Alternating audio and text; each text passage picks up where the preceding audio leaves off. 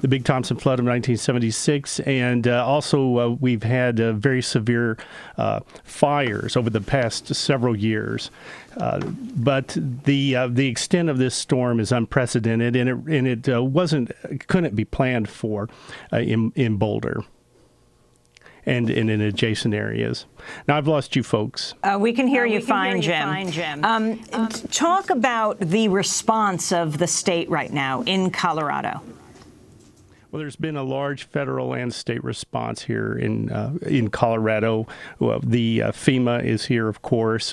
Incident management teams are here. 2 incident management teams are here from the federal government.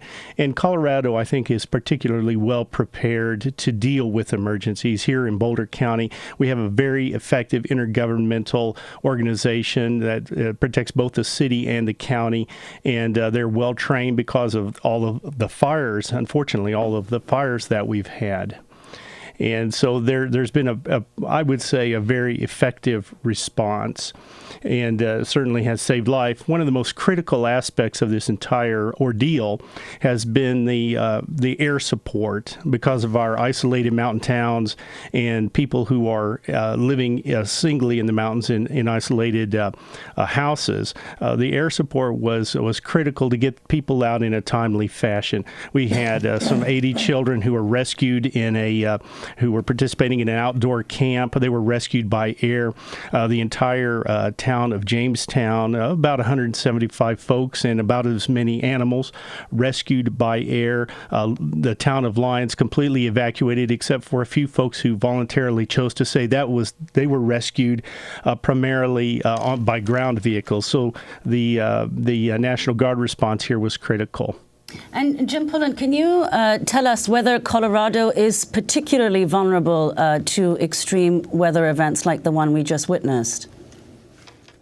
We've been having some extreme droughts for quite a few years now, and I think it's still some parts of the state are in drought, and we are accustomed to intense thunderstorms, of course, that might rain on a single valley, that might rain on a single mountain, and cause flash flooding that can be devastating and deadly. So we have been experiencing some extreme weather.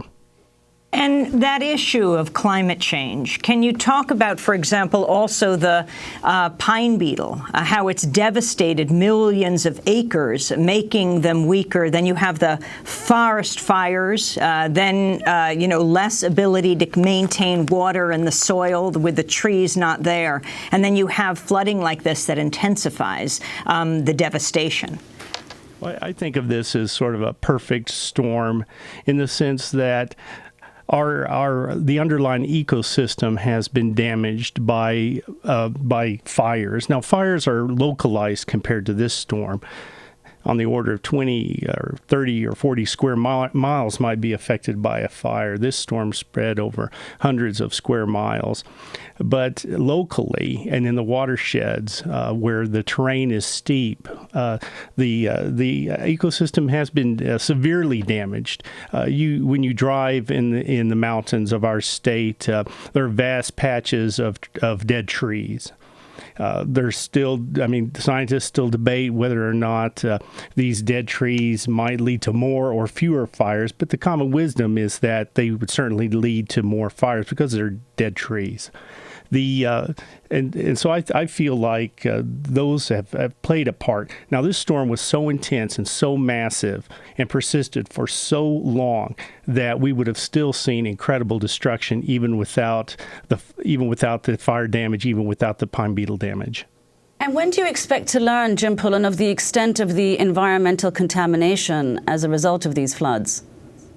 That, I think, is going to take some weeks. Very unfortunately, there are two things going on. Well, there are several things that are going on that are of incredible concern. Of course, in any flood event, there are going to be a lot of contaminants in the water. There are going to be dead animals. There are going to be, their gasoline stations have been inundated. People's homes have been inundated, and people keep a lot of chemicals in their homes that are under relatively low protection. But we have some very serious issues here in the state of Colorado. In addition to those kind of normal flooding issues, we have the Rocky Flats. We have the Rocky Flats plant, or what was once upon a time the Rocky Flats plant, where plutonium is underground, and there has been extensive flooding in that area. And we also have we have tens of thousands of active oil and gas wells in the state, 20,000 alone in Weld County, and the industry lobbying group is reporting that 1,900 of those oil and gas wells have been shut down, and the two largest suppliers, Noble Energy and Anadarko, are reporting about 5 to 10% of their wells have been shut down. And, for example, Noble Energy owns 7,600 wells in Weld County itself, which is right to the northeast of us.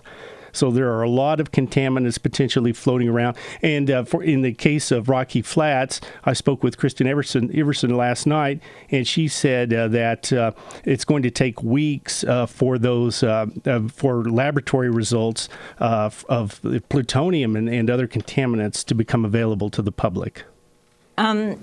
I wanted to ask you about the governor of Colorado, Governor John Hickenlooper. When we were covering the Copenhagen UN Climate Change Summit, he was one of the few governors who attended that summit in Copenhagen. He was there to participate in a discussion on the role of public transportation in reducing carbon emissions.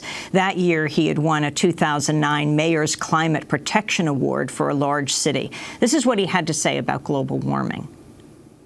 I think what the real key is, we know that climate change is occurring, right? Everyone knows that. We know it's dramatic. We know that mankind is the vast majority of it is a result of our actions. So we need to address it and move quickly. I think when you start trying to break down which part of the climate disruption is a consequence of which pollution images or who's responsible, that's when we get into trouble. I would certainly dramatically agree that we need billions of dollars.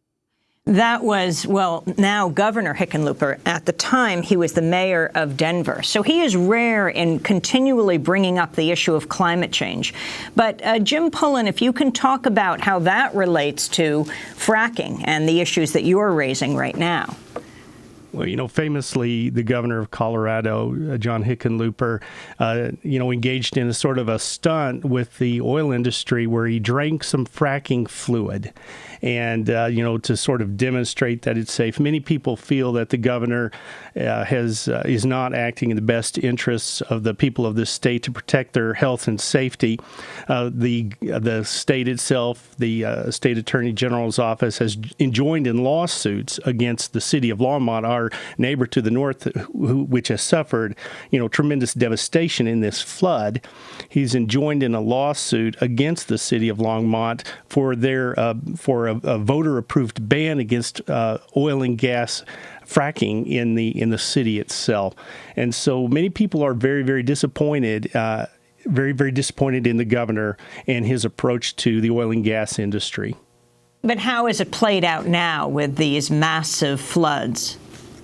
Well, I was at a press conference with the governor.